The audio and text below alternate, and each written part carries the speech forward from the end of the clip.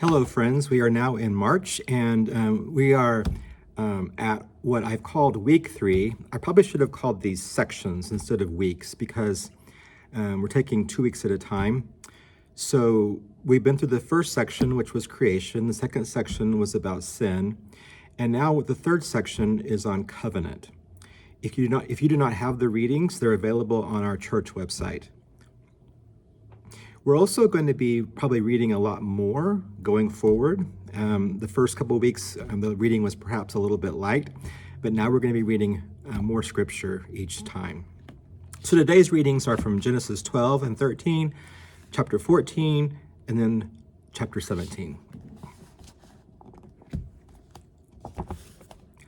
Yahweh said to Abram, "Leave your country, your people, and the home of your parents, and go to a place I will show you. I will make you a great people. I will bless you and make your name so great that it will be used in blessings.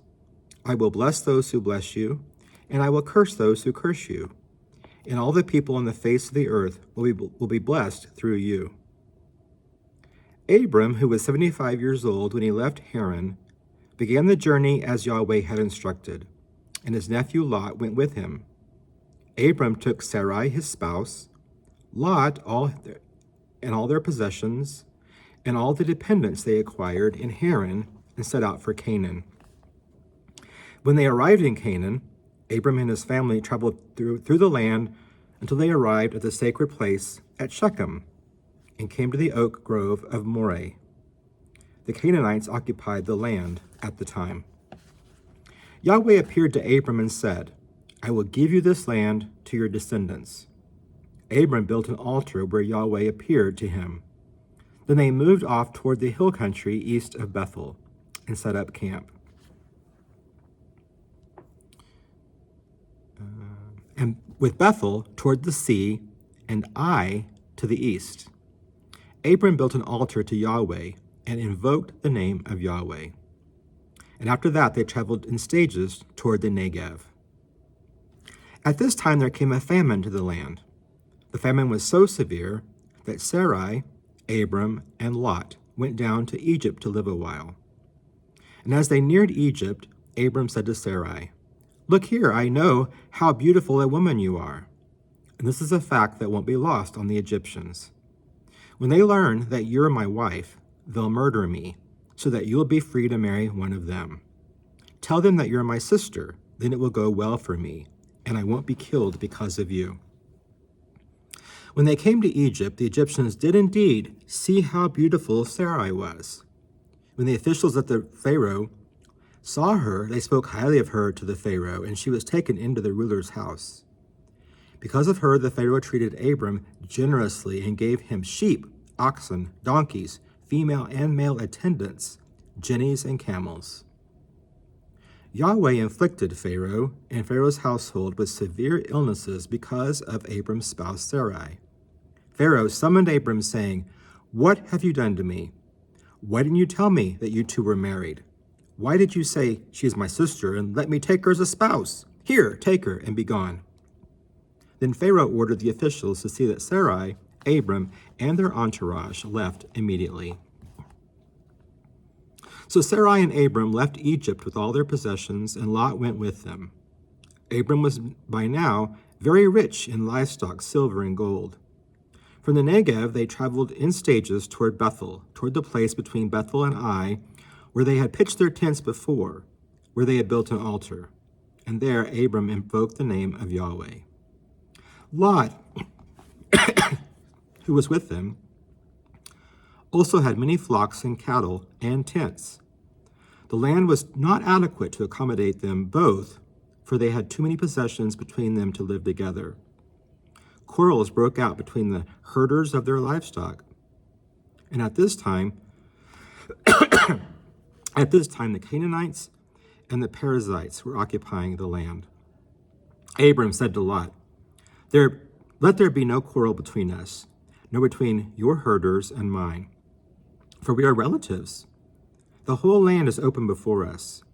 Let us part company. If you go to the left, I'll go to the right, and if you take the right, I'll go left." Lot looked around and saw the fertile plains which the Jordan River watered so well everywhere. This was before God had destroyed Sodom and Gomorrah. It was like the Garden of Eden or the land of Egypt as far as Zoar. So Lot chose the whole Jordan Valley and moved off eastward, and they parted company. Abram stayed in the land of Canaan, while Lot settled among the cities of the plain, pitching his tents near Sodom. But the people of Sodom were extremely corrupt and sinful in Yahweh's sight. After Lot left, Yahweh said to Abram, "Look around you. From where you stand, look to the north and to the south, the east and the west. All the land within your sight I give to you and to your descendants forever. I will make your descendants like the dust on the ground. If someone could count the specks of dust, only then could your descendants be numbered. Travel through the length and the width of the land, which I intend to give to you." Abram took his tents and settled near the oak groves of Mamre, near Hebron, and there Abram built an altar to God. In these days, Amraphel, ruler of Shinar, Arioch, ruler of Eleazar, Kedorlaomer, ruler of Elam, and Tidal, ruler of Goyim, went to a war against Bera, ruler of Sodom, Bersha, ruler of Gomorrah, Shinar, ruler of Admah, Shemebar, ruler of Zeboim, and Zoar, the ruler of Bela. These joined in battle in the valley of Siddim, or Limestone, the area around the Dead Sea. For 12 years, these five had been subjects of Kedorlaomer, and in the 13th year they rebelled. Then in the 14th year, Kedorlaomer and his allies made war on and defeated the Rephaim in Ashtir Karnaim, the Zuzites in Ham, the Emites in the plains of Kiratham, and the Horites in the hill country of Seir, on the edge of the desert near Elpharon. Upon their return, they came to En Mishpat, which means judgment spring, which is now Kedesh, and took possession of the territories of the Amalekites and of the Amorites dwelling in the Hazazon Tamar. Then the rulers of Sodom, Gomorrah, Admah, Zeboim, and Bela, which is now Zoar, marched out with their armies into the valley of Siddim, against the armies of Kedorlaomer, of Elam, Tidal of Goyim, Amraphel of Shinar, and Arioch of Eleazar. Thus, 4 rulers against 5.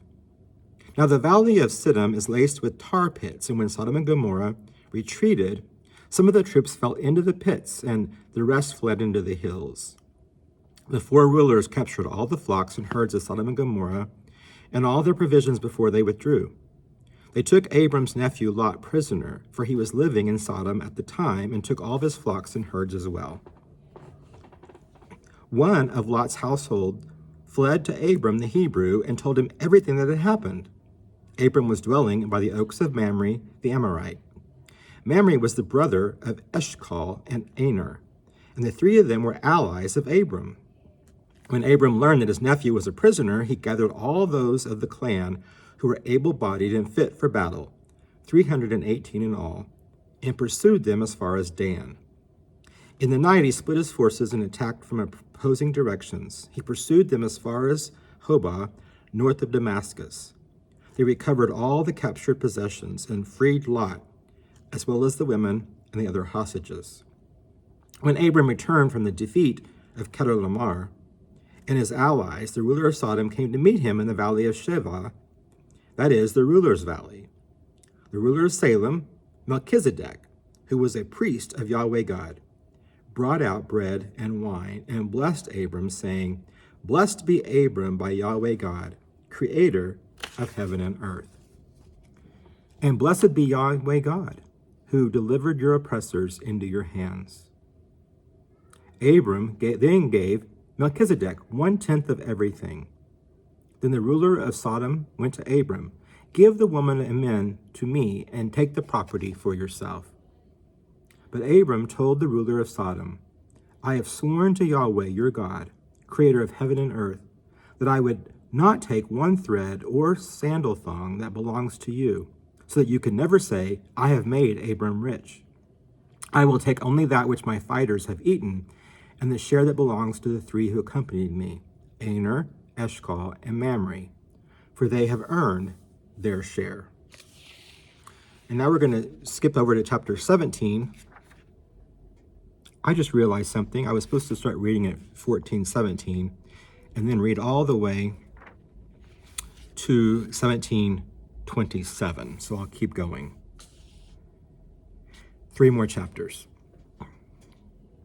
After these events, the word of Yahweh came to Abram in a vision. Fear not, Abram, I am your shield. I will make your reward very great. Abram said, But my sovereign, my God, what good are these blessings to me, so long as Sarai and I will die in disgrace? My only heir is a foreigner who lives in my household, Eleazar of Damascus. Since you have given me no offspring, Abraham continued, an attendant in my house will be my heir. Then the word of Yahweh came to Abram and said, This person will not be your heir. Your heir will be one of your own flesh and blood. And then God took Abram outside and said, Look up at the sky and count the stars. If you can, as many as that you will have for descendants. And Abram believed Yahweh, and God accounted it to Abram as righteousness. Yahweh then said to Abram, I am Yahweh who brought you from Ur of the Chaldeans to give you this land as a possession.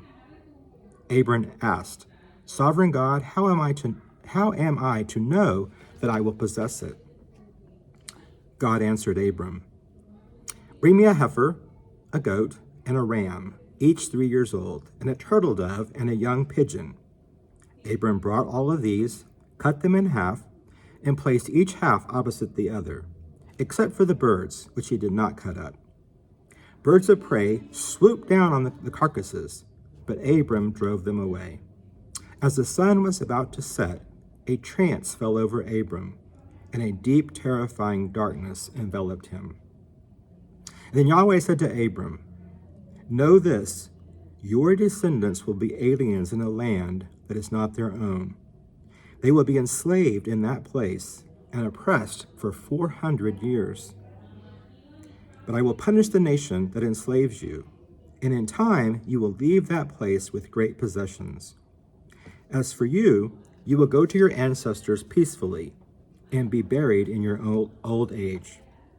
Your descendants will return here in the 4th generation, for the iniquity of the Amorites is not yet done. When the sun had set and it was dark, a smoking brazier and a flaming torch appeared, which passed between the halves of the sacrifices. On that day, Yahweh made the covenant with Abram. Quote, To your descendants I will give this land, from the river of Egypt to the great river, the Euphrates, the land of the Kenites, the Kenizzites, the Kadmonites, the Hittites, the Perizzites, the Rephaim, and the Amorites, the Canaanites, the Girgashites, and the Jebusites. Chapter 16. Now Sarai and Abram were childless. However, Sarai had an Egyptian attendant named Hagar. Sarai said to Abram, Since Yahweh has made me childless, go to Hagar. Perhaps I will get children through her.